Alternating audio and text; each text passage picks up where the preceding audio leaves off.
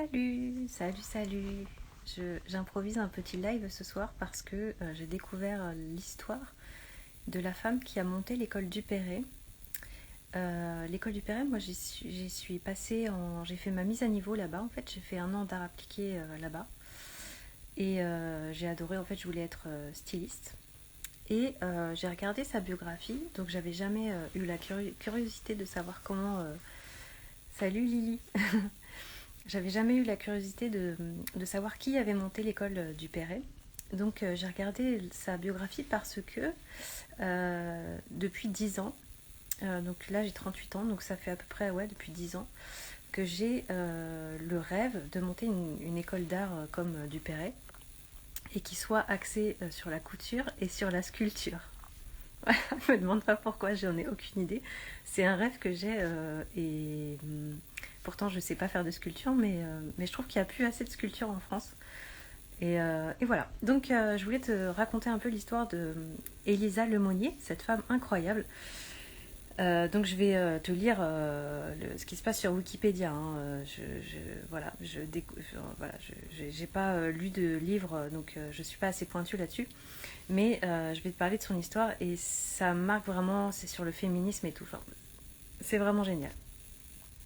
Donc elle est mariée à un Charles Lemonnier et ils viennent s'installer à Paris dans les années 1850. Voilà. Et ils sont vachement enthousiasmés par ce qui se passe à Paris pendant les journées révolutionnaires de Paris. Il y a des troubles en fait qui agitent la ville et pendant cette période, il y a beaucoup de misère et de dénuement des femmes qui sont réduites à la pauvreté faute d'une qualification professionnelle qui leur permette de trouver un emploi. Pour y remédier, non mais accroche-toi quoi, Élisa Lemonnier, elle loue un local rue du Faubourg Poissonnière et elle le transforme en atelier national de fourniture pour les hôpitaux et les prisons. Putain mais génial quoi. Elle embauche de nombreuses mères de famille et leur apprend, moyennant salaire, à confectionner des couvertures, des blouses en fonction des besoins avec les tissus qu'elle achète.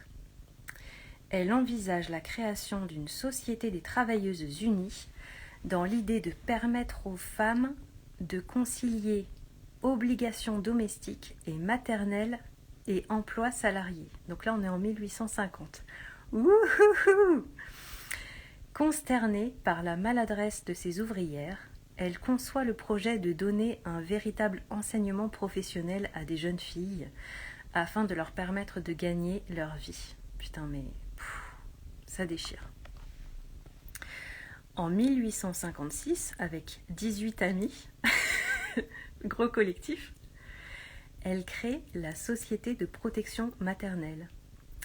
Il s'agit, selon elle, d'une réunion de dames et de demoiselles destinée à fournir gratuitement au plus grand nombre possible de jeunes filles pauvres l'éducation et l'instruction professionnelle. Trop cool. De nombreuses personnalités l'encouragent à persévérer dans son ambition éducatrice pour libérer les femmes des conséquences de l'ignorance. Ça défonce. À l'époque, en fait, t'étais une femme, en fait, tu passais d'enfant à femme d'un mari donc t'étais pas du tout indépendante. Par la querelle des deux France, l'une fidèle à l'église catholique ultramontaine, l'autre héritière des Lumières et laïque, s'explique aussi les appuis dont elle bénéficie. Plusieurs loges maçonniques accompagnent son projet, moyen approprié pour elle de s'opposer à l'influence des congrégations religieuses sur l'esprit des jeunes filles. Donc il y a Saint-Hilaire, Alexandre Dumas, des généreuses représentations de la branche française de la famille Rothschild et la grande artiste peintre animalière Rosa Bonheur qui lui accordent leur soutien. Elle est aussi soutenue par dans son action par la compagnie parisienne d'éclairage et de chauffage par le gaz et par la compagnie des omnibus des frères Pereire. Génial. Ainsi accompagnée politiquement et financièrement, elle crée en mai 1862 la Société pour l'enseignement professionnel des femmes. Non mais ça défonce. Elle loue un atelier et ouvre le 1er octobre 1862, rue de la Perle à Paris, la première école professionnelle pour les jeunes filles. Cette école rencontre un rapide succès. En 10 mois, 80 élèves sont inscrites pour suivre les cours et elles sont 150 au bout d'un an. Donc comme les locaux sont trop petits, elle est obligée de s'en trouver de plus vastes, rue du Val-Couture Sainte-Catherine, puis deux autres écoles, c'est génial, deux autres écoles s'ouvrent, une rue Volta et une rue de Rochechouart. Cette institution donne naissance à l'école Duperré en 1864. En 1890, on dénombre 8 écoles Lemonnier, où environ 500 jeunes filles y suivent un enseignement. Parmi les enseignantes, Delphine Decool, qui fut directrice de l'une de ces écoles pour jeunes filles, enseigna l'art de l'émail sur métal. Voilà, elle ouvre une autre école rue de Turenne. Et voilà, donc les élèves sont issus de la petite bourgeoisie et de la classe ouvrière aisée, car l'école est payante. Elisa prépare elle-même les programmes et fixe les rythmes scolaires. Et ça, c'est génial parce que, vous allez voir, les cours de français, d'histoire, de géographie, d'arithmétique, de physique et de chimie, de dessin, d'écriture et d'hygiène sont communs à toutes les élèves et sont dispensés le matin. L'après-midi sont enseignées les règles du commerce. Non mais c'est ça qui défonce en fait, c'est que cette femme, elle a vu que quand tu enseignes l'art à des personnes, bon là spécifiquement aux femmes, mais quand tu enseignes l'art, tu dois aussi leur enseigner d'autres aptitudes, tu vois, pour compléter.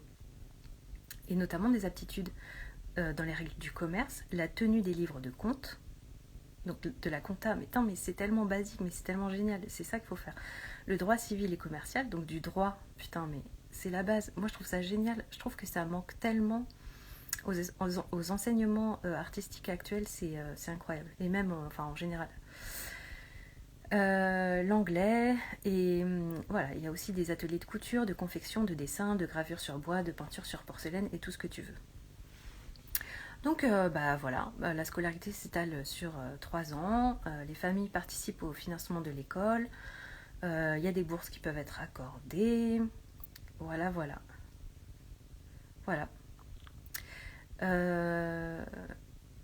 Et donc, voilà, l'œuvre d'Elisa Lemonnier précède de 20 ans l'action de Camille C.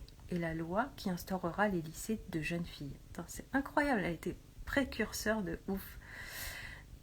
Elle prépare, Elisa Lemonnier, la lente reconnaissance de l'enseignement professionnel et préfigure le combat victorieux des républicains pour la laïcité de l'enseignement public. Voilà, je voulais partager avec vous cette biographie. Coucou, salut Karine. Je voulais partager avec vous cette biographie d'une femme qui m'inspire vraiment de ouf et je rêve trop d'avoir une vie comme elle. Voilà, franchement ça m'inspire, ça me donne des ailes. Voilà, et merci d'avoir rejoint la vidéo et je vous souhaite une super soirée. Et je vous retrouve, je pense, jeudi pour une vidéo sur mon programme. Bisous bisous.